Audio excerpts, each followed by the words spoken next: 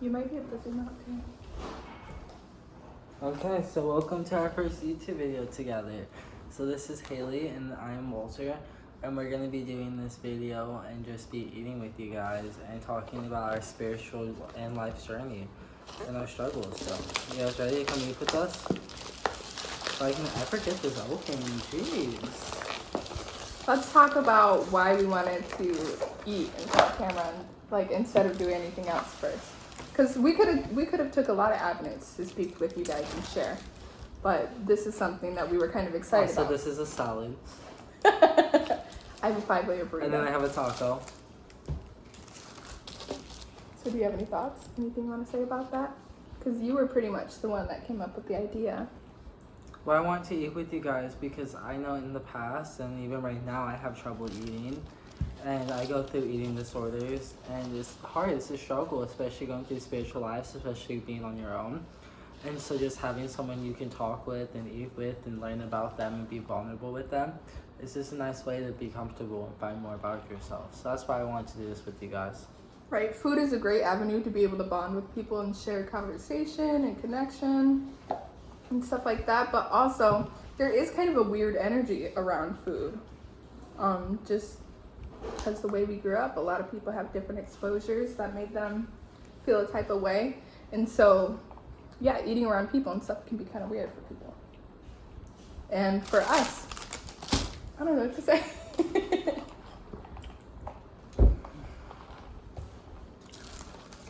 For me, I do love eating, but eating could definitely be a struggle for me, especially because I don't really get hungry.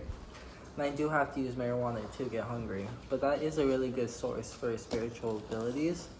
But you don't need anything to be spiritual. You just need yourself and your identity. Do you feel like you have to eat a certain way for spirituality? It can help. It could definitely help. But whatever you can transmute, be perfect. See. Do you have any questions, Caitlin? No, this is good. Or anything you want to say? Do you want to talk more, Walter, about your experience, like with the arch of your relationship with food? At all? I love how you became the center of attention because you came up with this.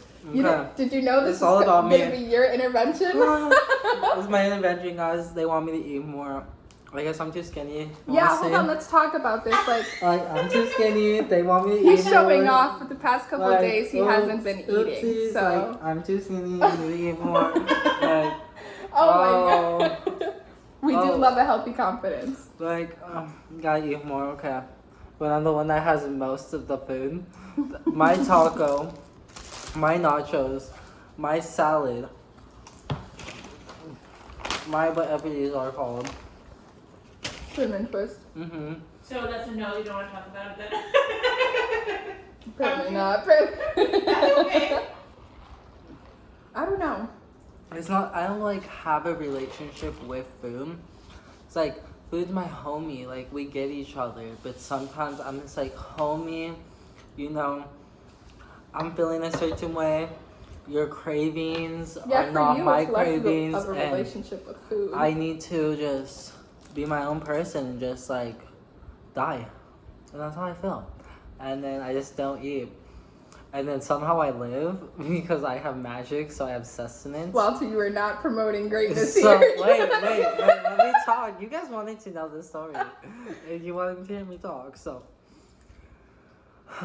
I should be dead, but I'm not because I have magic, but not everybody can live off magic like I can. So I'm here to eat with you guys so we both can be on a better mentality and better wavelength and be healthier and treat ourselves with happiness. Because when you eat, your body's happy, and when your body's happy, you're happy. So let's make it all equal positivity vibes and be who we're meant to be. We have such big struggles and we don't give enough to ourselves. So we really need to open up more. Let's talk about doing things together, because you're really emphasizing let's do this together, and it is easier to make I could do it by myself. Self-help by yourself, but you're choosing to do it with others, and it can be a little easier that way. being able to speak up and talk about it too. That's one thing too. Like, sometimes it's hard to make a change until you fully understand your grasp of it or your idea around this type of feeling. So how do you feel about food? Does it make you feel a certain way? Do you feel limited, when you're eating food? Do you feel weird eating in front of people? Like, things to think about, for sure. I definitely used to feel really uncomfortable eating in front of people. I definitely grew up like that. Especially because my family, like, always said things like, oh, you just inhale your food, or they would just, like, make fun of me. And then my cousin, she's just, like, playful and stuff, but she just watches people eat, and it grosses her out, so she would point things out like that. So for a while, I actually really did have a fear of, like, eating in front of people. But then I spent a lot of time alone, and I don't know. I met some people that really loved food and made me comfortable around food again. Although I've always ate a lot and stuff, but yeah.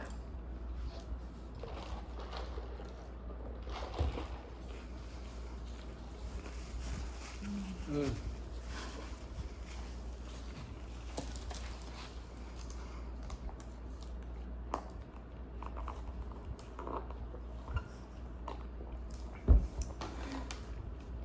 Okay, this is boring. Let's talk about me. Let's be interesting. Okay. I'll let him So, have his moment. I just moved to LA the other day. I'm brand new here. My mom was actually born and raised in LA. I'm gonna probably see my uncle soon. I can't wait to see my Theo. It's been a long time. But enough about me. Now let's talk about me and my spiritual life, okay? This is what you guys wanted. So, yada yada yada, I'm very powerful. I'm amazing. We already know this. If you don't, then you can go check out my TikTok. It's WaltyHughes23. You can just watch me dance and talk and lip sync. I don't really talk spiritual. I'm very spiritual. So if you want a reading, just hit both of us up. We got you on that. But my main priority is to be vulnerable with you guys, to help you guys understand. It's okay to be vulnerable. Guy, girl, non-binary, however you identify, it's okay to allow yourself to be vulnerable and find aspects of yourself that we keep hidden. I know my whole life I kept a lot hidden from me, because you know how I mentioned my mom? She passed away when I was 8 years old, and that was a big struggle for me because she was my best friend. Excuse me. I know we keep burping. She was my best friend. And after I lost her, I lost trust. I couldn't trust anybody. I couldn't tell anybody anything. I kept everything bottled up.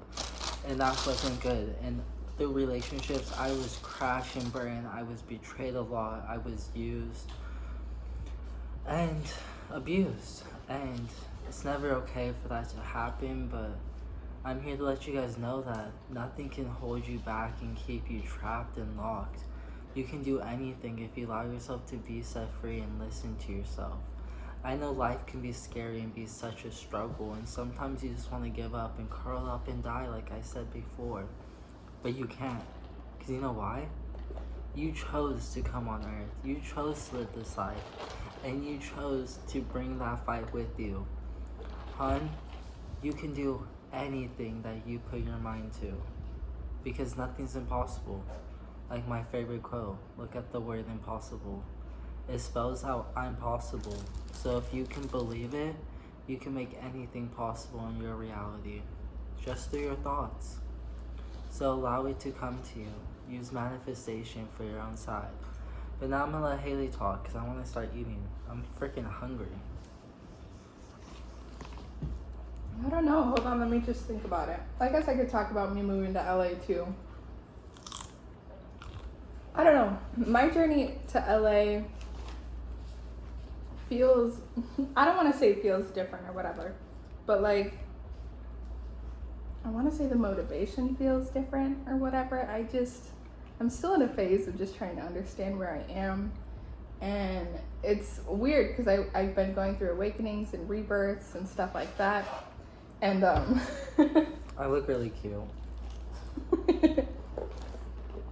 For a while I went through this phase where it's like, not that spirituality wasn't for me, but I just have a weird feeling with spirituality right now, and I'm still trying to get comfortable or understand that for myself. So I don't know. I just everything feels weird. I'm just trying to be myself and believe in the impossible, as Walty says. I'm better when I'm asked questions. Do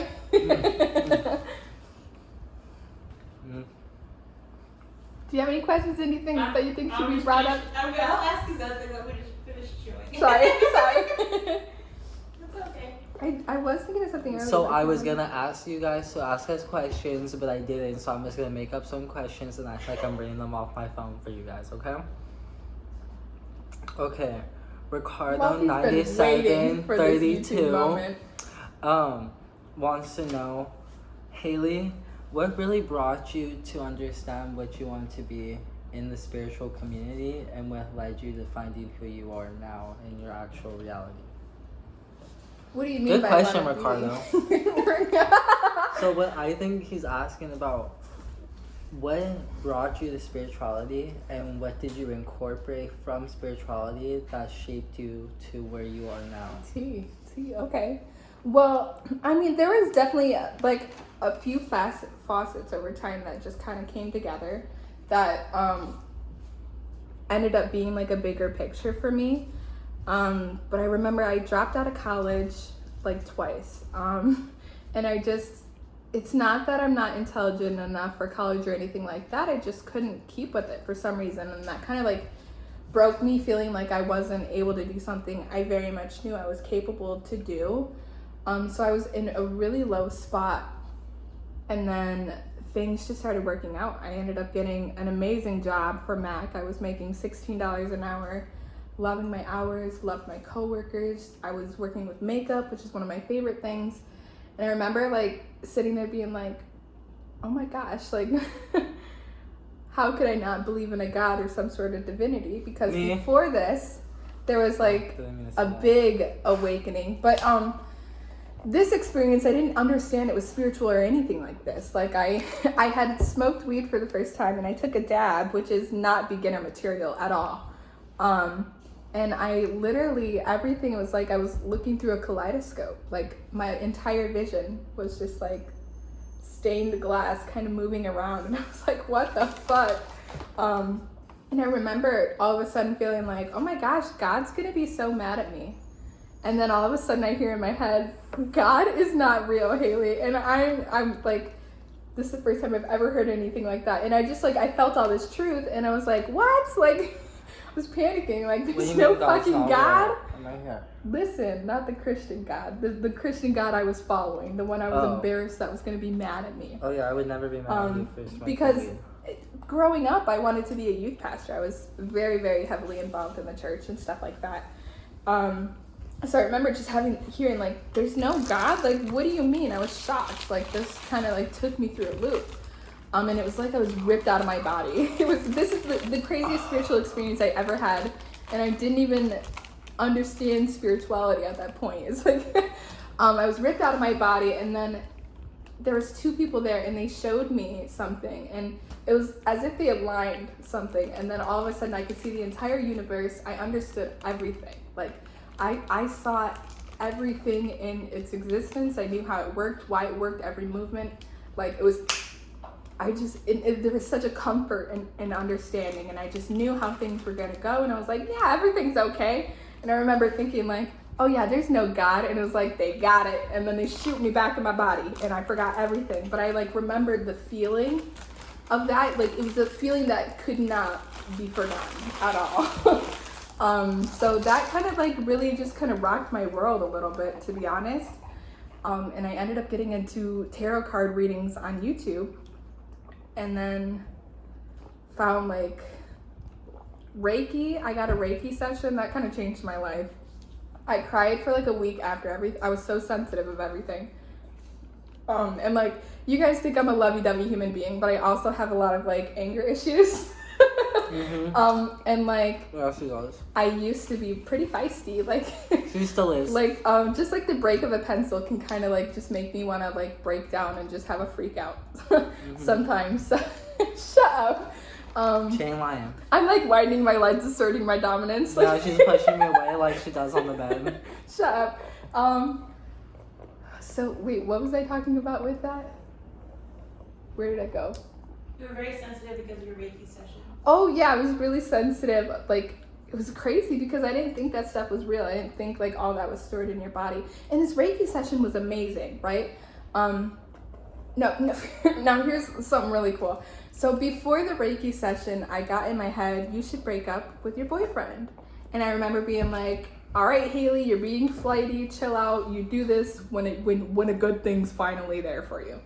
And I'm like, you're freaking out, Haley, just chill out. And so like that thought just kind of irked me and I couldn't like get it out of my mind.